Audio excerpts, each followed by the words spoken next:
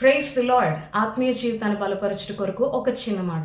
మనం బైబిల్లో చూసినట్లయితే కీర్తనల గ్రంథం 52 అధ్యాయం 3వ వచనం ప్రకారం ఒక మాట ఈ విధంగా వ్రాయబడి ఉంది. ఏమని అంటే, మేలు కంటే కీడు చేయుటయు, నీతి పలుకుట కంటే అబద్ధం చెప్పుటయు నీకిష్టం అంటున్నాడు భక్తుడు.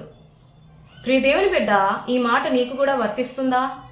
నీవు కూడా మేలుకు బదులు ఇతరులకి కీడే చేయ ఉద్దేశిస్తున్నావా?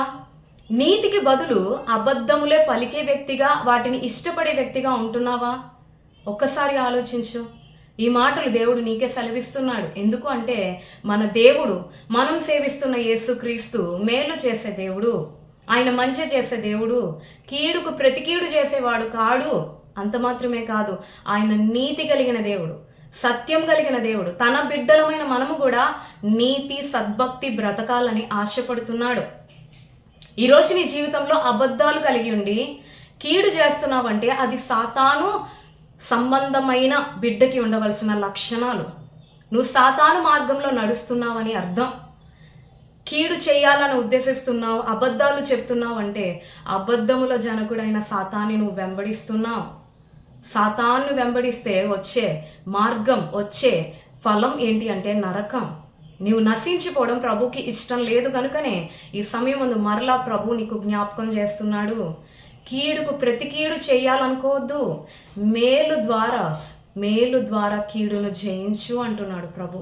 ఎందుకంటే దేవుడు నా పట్ల మేలుకరమైన ఉద్దేశాలే కలిగి ఉన్నాడు. అంత మాత్రమే కాదు, మొదటిగా నా నీతిని వెతుకు అంటున్నాడు. లోకంలో ఉన్న అబద్ధాన్ని వెతికేవారిగా కాదు, కానీ దేవుని నీతిని వెతుకుదాం. తద్వారా దేవుడు ఇచ్చే ఆశీర్వాదాలు పొందుకుంటామండి. ఎందుకు ఈ మాట సెలవిస్తున్నానంటే, 5వ వచనంలో ఒక మాట ఈ విధంగా వ్రాయబడి ఉంది.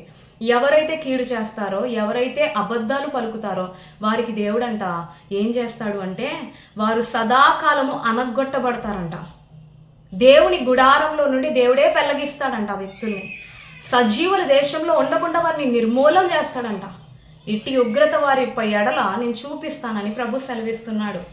ప్రియ దేవుని బిడ్డ, నీ ఎడల నా ఎడల ఆ ఉగ్రత మనం పొందుకోకూడదనే ప్రభు ఈ సమయం మరలా జ్ఞాపకం చేస్తున్నాడు. మేలు చేయి, కీడు చేయవద్దు, నీతిని అనుసరించు, అబద్ధాలు పలకడం మానే అంటున్నాడు. కాబట్టి ప్రభు చెప్పిన మార్గంలోనే నడుద్దాం. ప్రభు ద్వారా ఆశీర్వాదాలు పొందుకుందాం.